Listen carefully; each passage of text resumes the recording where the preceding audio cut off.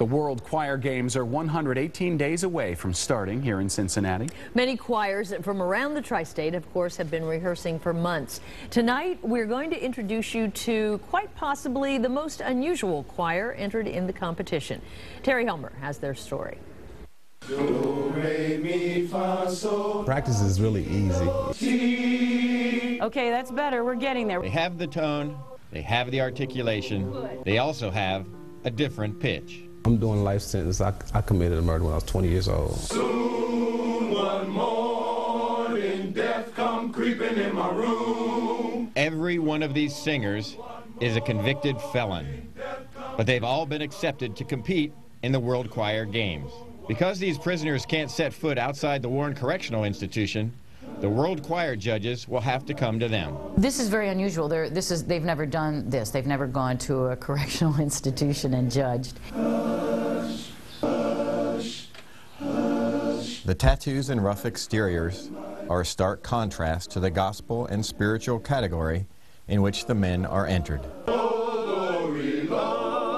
I love to sing. I love to sing. I love being with my brothers too. You know, this is something I never had before. You know. Springer, inmate 215162, is referring to the camaraderie the choir has brought him and his fellow choir members, even though they're allowed to practice together just 2 hours a week. Their team name, Umoja, is a Swahili word for unity. Some of them are incredibly hungry to learn everything and to absorb everything. How they can use this in a lot of ways to transform their lives. It's helped. It's a positive place to come to grow, to learn. I'm so glad. There's lots to be gained if people hook into the idea of discipline, the idea of showing up, the idea of staying out of the hole. I want my life to mean something.